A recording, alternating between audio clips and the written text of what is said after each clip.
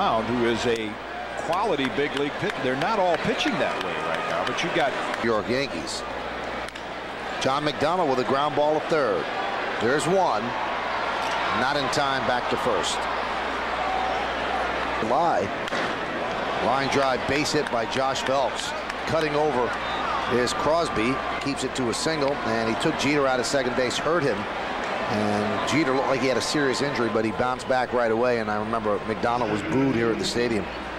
Start throwing the fastball. Did he really? Belliard pops it up to left field. Crosby makes the catch. 2 down.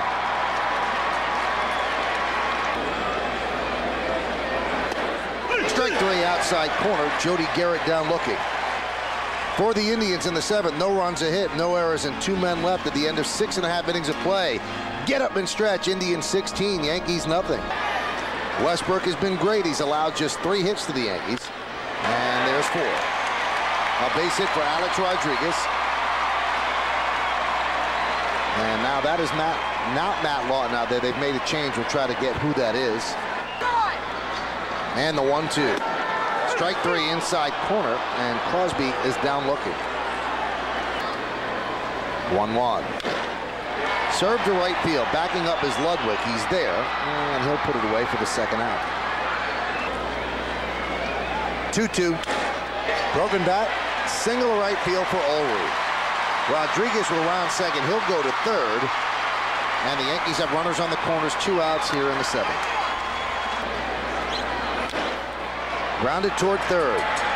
Charging McDonald, and he fires to first, and that'll end the inning. As A-Rod, for some reason, was diving back to third base here in the bottom of the 7th inning, and Rob Thompson is having a talk with him. He probably forgot how many outs there were. Watch this right here. For some reason, he just dives back to third. Maybe he thought that McDonald had an easier play at home. What a night. Top of the 8th inning, 16-0 Indians here on Yes. 16-0 here at the stadium.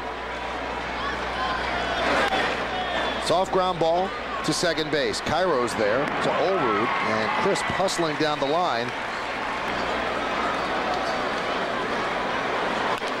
Grounded up the middle. Will it get through? Yes, it does. Omar Vizquel is 6 for 6, and he has tied an American League record for most hits in a 9-inning game. Might want to get that baseball. That Rennie Stennett got 7 hits.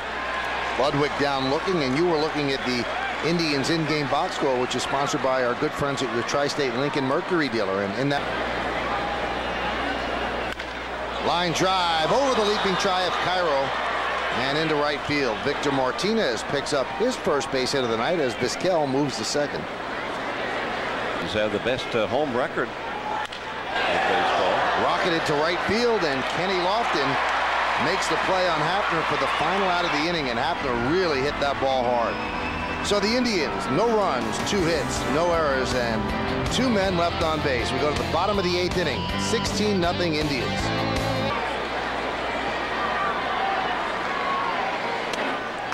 And he's a little bit pumped up, and he walks Kenny Lofton. Runner goes, and there's no throw. That's defensive indifference. And the Indians only on Yes. Bernie Williams pops it up. Vizquel puts it away. 1 down. Sense. And Wilson grounds one to Belliard. 2 down. Moving to third is Lofton. If you're going to have a miserable night, you might as well set a couple records in doing it. Side against Guthrie. Swing and a miss, and Clark is down on strikes. So the shutout remains. No runs, no hits, no errors, and 1 man left on base. We go to the 9th, 16-0 Indians.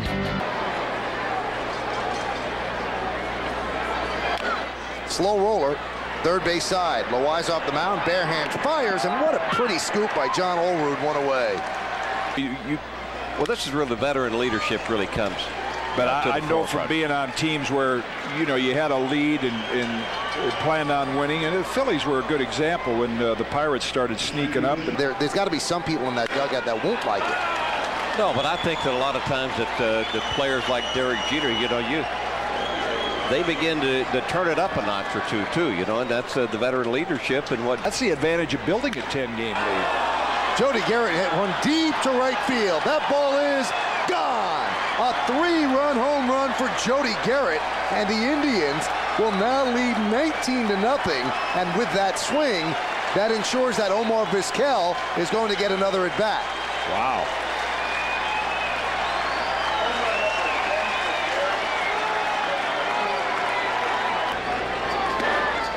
And a walk to Crisp, and that'll bring up Omar Vizquel. Vizquel 6 for 6, trying to set an American League record. High fly ball down the right field line. Giving chase is Lofton. He's there, and they finally retire Omar Vizquel. 2 away. So they're getting excited about the Yankees as well, and they've kind of taken their focus away from the wild card. They're looking at the American League East. A base hit for Ludwig.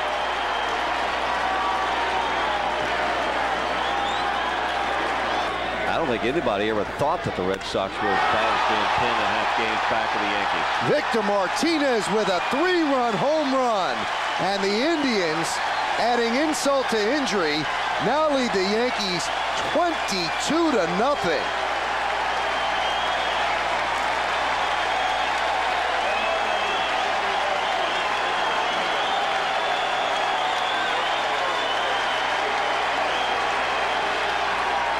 Yeah. There was a 28-0 game in 1883. Well, how lucky am I? I'm in the ballpark for both of them. And a strikeout of Hafner, and that'll do it. A 6-run ninth. Maybe it's because of for you. the Indians. It's 22-0 as the Yankees will have their last licks coming up. 1983. Nah, I had a cold that day. Didn't go. Round ball of Vizquel. 1 away.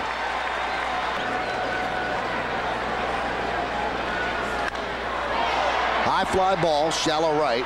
Ludwig is there. 2 down. Guthrie in his second inning of relief work. Jake Westbrook went 7. And this should do it. Flaherty pops it up. Phelps is there, and he'll put it away, and the Yankees lose the game 22-0. It's the worst loss in Yankee history, shutout-wise. It's the most lopsided shutout in American League history, and it's tied for the worst shutout in Major League Baseball history since 1900. And that's the way it affects the standings. Boston beat up on the Angels. The Yankees get beat up on by the Indians, and now their lead in the American League East is 3.5 games. Omar Vizquel with 6 hits in the game. He made it out his final time as he tried to tie a Major League record held by Rennie Stennett. Yankees fall 22-0. We come back and try to make sense of it all right here.